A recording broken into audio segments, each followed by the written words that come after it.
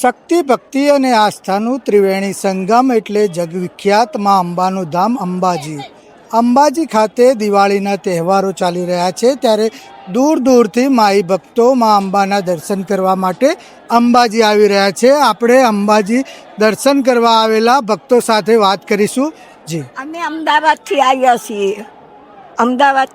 છીએ. આખો પરિવાર આવ્યા છીએ. ભગવાનની અમને માતાજીની ભક્તિ છે. એ મારી એવી આસ્થા છે. એવી અમારી આસ્થા છે માતાજીની કે અમે આવી છીએ દર વર્ષે. હું અમદાવાદ મણિનગરથી આવો છું. મારું નામ વસંતભાઈ પટેલ છે. માતાજીમાં પૂરી શ્રદ્ધા અને આસ્થાથી આ જીવન જીવું છું અને જીવું છું. જીવવાની આશા છે, એટલે દર વર્ષે માતાજીના દર્શન કરવા માટે શ્રદ્ધાપૂર્વક આવું છું. માતાજીની કૃપા કાયમ ચારેય હાથ અમારા ઉપર હોય છે.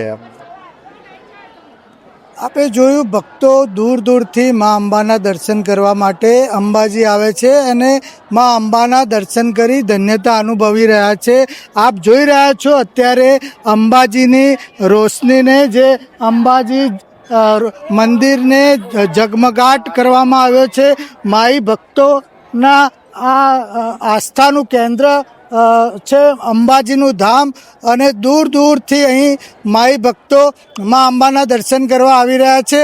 આપણી સાથે અન્ય ભક્તો પણ જોડાયેલા છે. આપણે એમની સાથે વાત કરીશું, ક્યાંથી આવે છે અને માતાજી પ્રત્યેની આસ્થા કેવી છે.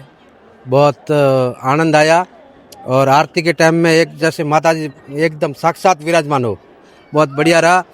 और हम लोग राजस्थान से आए और आज पहली बार हमने ये आरती में जो ये नज़ारा देखा, बहुत बढ़िया रहा. मैं गुजरात से अहमदाबाद से आता हूँ और मैं करीबन 30 साल से यहाँ पर कंटिन्यूस आता हूँ. एक भी साल मेरा आज तक पड़ा नहीं है. और ये माता जी का जो अनुभव है बहुत खतरनाक ज़बरदस्त है, और ये हर साल आना चाहिए. हर एक को मैं बोलता हूँ, युवा पीढ़ी को मैं खास संदेश देना चाहता हूँ कि अंबाजी जरूर आना चाहिए आपको. ભૂપેન્દ્રભાઈ બારોટ મારું નામ છે. અમદાવાદથી અમે આવ્યા છીએ. છેલ્લા 30 વર્ષથી આવ્યા છે. અને દિવાળીના દિવસની પૂજા જે થાય એ આરતી અમે અહીંયા એટેન્ડ કરીએ છીએ. પછી લાભ પાંચમ સુધી રોકાઈએ છીએ અને દરરોજ સાંજે આવીને અહીંયા ગવનમાં બેસીએ છીએ.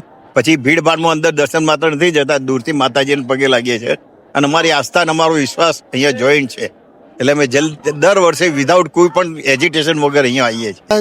જગવિખ્યાત માં અંબાનું ધામ ભક્તો માટે આસ્થાનું કેન્દ્ર પુરવાર થઈ રહ્યું છે.